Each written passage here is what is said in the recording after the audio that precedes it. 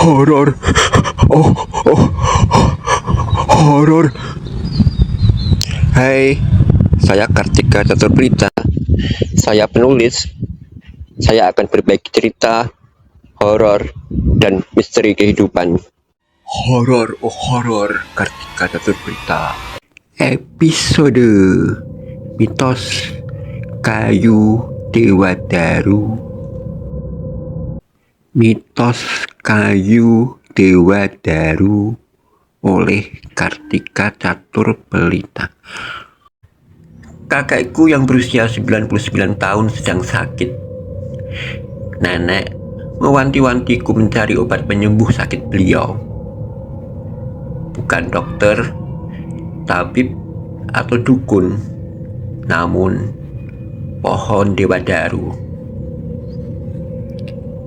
Maka pada jelang akhir tahun, pagi berselimut kabut, aku sudah berada pada pelabuhan kecil menunggu penyeberangan kapal kayu, hendak menyeberang pada pulau di mana tumbuh pohon Dewadaru.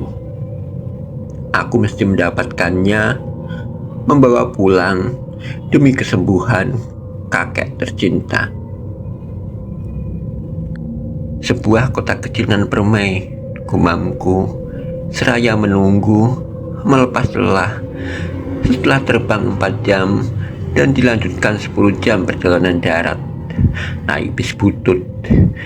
Sebentar lagi kapal berangkat.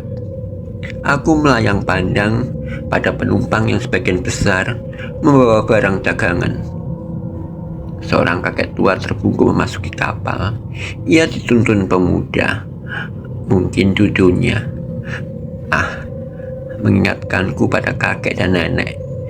Sejak kecil aku sudah ditinggalkan kedua orang tuaku yang tewas dalam kecelakaan pesawat terbang saat kami tengah liburan. Pesawat jatuh di rimbun hutan. Nyaris semua penumpang tewas. Hanya bayi mungil yang selamat. Dialah aku. 20 tahun berlalu. Kadang kenangan itu menguar. Samar-samar aku melihat bayi mungil menangis di tengah-tengah hutan lebat, di antara mayat dan pesawat yang terbakar. Benarkah itu aku? Atau hanya bayanganku semata? Entah. Kini bila naik pesawat terbang, aku memilih duduk di dekat pintu. Selama pesawat mengudara, aku gamang. Apakah aku bisa mendarat dengan selamat? Mungkin inikah yang bernama trauma? Peluit kapal mengingatkanku bergegas menaiki kapal, memilih duduk di dekat jendela, memandang lautan lepas. Ini bukan pertama kali aku naik kapal, namun bukan berarti tidak mual. Makanya aku sudah menyiapkan ubi jalar mentah untuk kumakan agar tidak mabuk laut. Ini bukan perjalanan yang biasa. Aku mesti bisa menjaga kesehatan. Apalagi aku pergi seorang diri. 7 jam setelah hanya melihat hamparan laut biru dan langit, sesekali lumba-lumba menari di buritan kapal. Akhirnya kapal kayu melemparkan jangkar pada sebuah dermaga kecil yang lautnya amboi cantik nian, jernih bening, kebiru kehijauan. Karang-karang warna-warni bersinar, ikan-ikan elok berenang. Dan lihatlah, pulau kecil ini dikelilingi perbukitan hijau. Sangat menawan. Aku menikmati keindahan pulau dan memilih turun paling akhir. Seorang lelaki gempal menawarkan becaknya. Mau kemana, Mas? Tolong carikan penginapan yang bersih dan nyaman. Becak melaju melewati jalanan beraspal berlubang dan berhenti di depan hotel elok. Halaman depannya berhias pohon-pohon bougainville. Aku turun membayar ongkos. Sebelum ia berlalu, aku menanyakan sesuatu. Di mana letak alun-alun? Alun-alun yang hanya seukuran lapangan bola. Unik karena alun-alun ini dikepung pantai. Pada sebelah utara, kau bisa melihat perbukitan yang terlihat masih sangat menghijau. Aku duduk di bangku kayu sore jelang senja pada sebuah warung tenda. Wisatawan berlewatan turun dari perahu setelah sejak pagi hingga sore menjelajahi pulau. Sebagian menikmati sore di bibir dermaga yang berdekatan dengan alun-alun. Bercengkrama, berfoto-foto, atau menikmati pesona laut dan langit jelang sunset. Riuh, teduh, namun melankolis. Apakah seperti ini saben hari suasana pulau yang berasal dari kata kremun-kremun? Semalam, pemilik homestay berkisah tentang asal-muasal nama pulau di ujung utara Pulau Jawa ini, dan juga keberadaan pohon Dewadaru. Pohon Dewadaru ditanam aulia orang suci. Pohon penuh karomah, konon membawa kewibawaan, keberkahan, kemujuran, dan keberuntungan. Pohon Dewadaru juga bisa menyembuhkan beragam penyakit, Mas. Ya, saya kesini untuk mencari pohon Dewadaru untuk obat kakek saya yang sedang sakit. Lelaki berbadan tambun tersenyum mendekikkan bahu. Kedatanganmu tepat ke pulau ini, Mas. Beruntung bertemu denganku.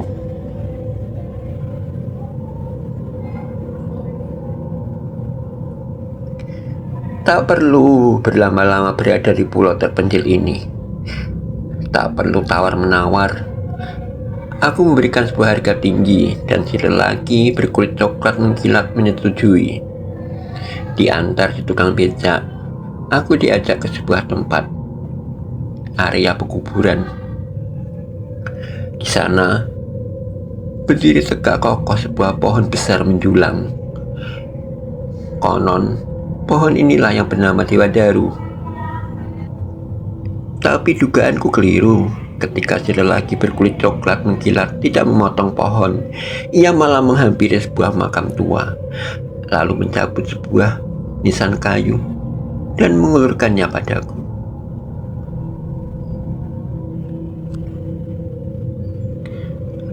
Apa maksud Bapak? Loh, katanya minta pohon Dewadaru.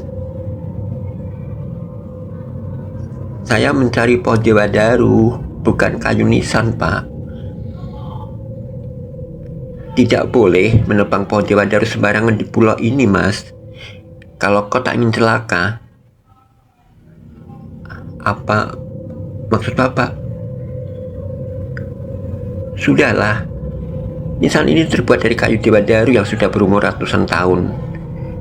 Cuilan kayu ini rendamlah. Kemudian airnya kau minumkan pada kakekmu. Kakekmu akan sembuh. Kayu Dewadaru berupa potongan nisan dibungkus kain mori tersimpan aman di dalam tas ranselku. Kini aku melenggang bersama penumpang kapal lainnya, siap menyeberang ke kota kecil di ujung utara Pulau Jawa sebelum kemudian naik bis selama 10 jam berlanjut terbang pulang ke kotaku. Kau tahu, hatiku riang, sangat bahagia karena akhirnya aku berhasil mendapatkan kayu Dewadaru. Semalam aku sudah menelpon nenek. Ia berkabar keadaan kakek semakin melemah. Ia berharap aku bisa segera pulang membawa Dewadaru sebagai penyelamat nyawa kakek. Tentu, Nek, cucu tersayangmu ini akan segera pulang. Kapal telah syarat penumpang, tak ada lagi tempat luang. Bahkan dek kapal berisi kendaraan pun dipenuhi orang, berimpitan seperti ikan dalam kaleng sarden.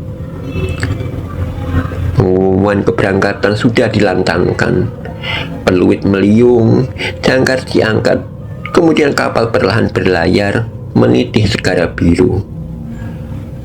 Tapi aneh, belum ada setengah jam perjalanan, kapal tiba-tiba mogok, berhenti di tengah lautan lepas.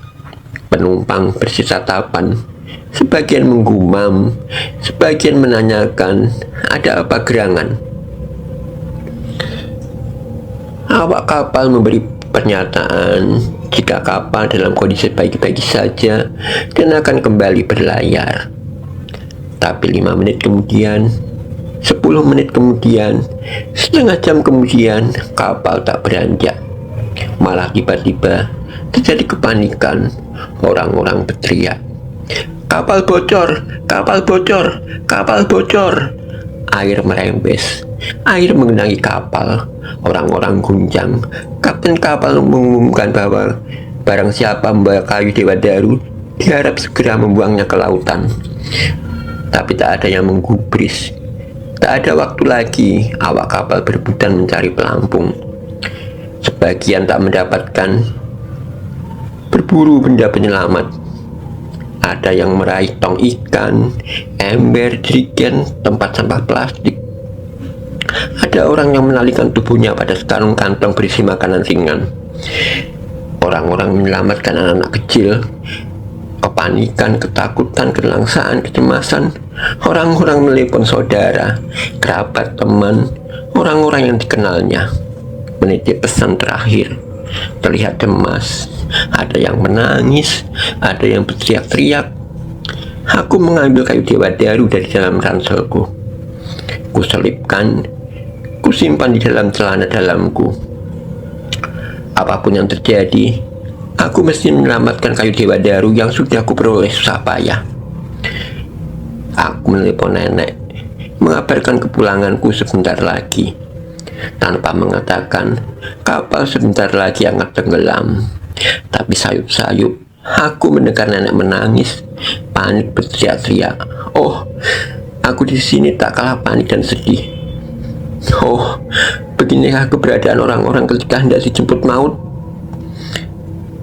Tak tega, aku pun akhirnya mengabarkan keadaanku yang sebenarnya pada nenek. Kau tak boleh mati, Chandra. Mengapa bukan kami yang sudah tua ini? Mengapa?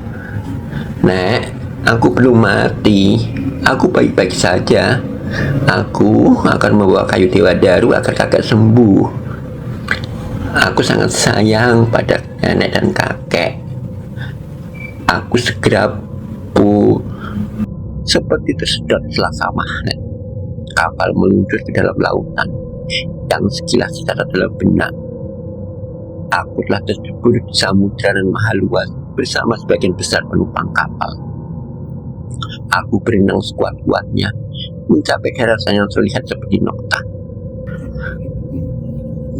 Aku mengharap bantuan segera datang. Mungkin ada kapal lewat atau tim SAR menyelamatkan kami. Entah berapa lama. Tubuhku terasa lemas. Tanganku tak lagi kuat mengayuh. Aku pasrah dipermainkan ombak. Sebelum diriku tinggal penggalan-penggalan kenangan. Samar-samar aku teringat ketika semalam sebelum naik kapal, seorang tetua yang kutemui di bibir pelabuhan menasihatiku. Kau tahu, nak muda, bahwa jika seseorang membawa kayu Dewa Daru dan naik kapal, kapal yang dinaikinya akan tenggelam. Kau tahu mengapa, nak? Seperti halnya hutan bakau, kayu Dewa Daru adalah penjaga pulau kami. Begitu yang dituturkan para leluhur. Kami tak boleh sembarangan menebang, apalagi membawanya keluar dari pulau ini. Beberapa orang berbuat nekat, dan mereka menuai bencana. Horor, oh horor, Kartika Catur Berita. Episode Mitos Kayu Dewa Daru. Buku karya Kartika Catur Pelita bisa didapatkan di toko buku online kesayangan Anda.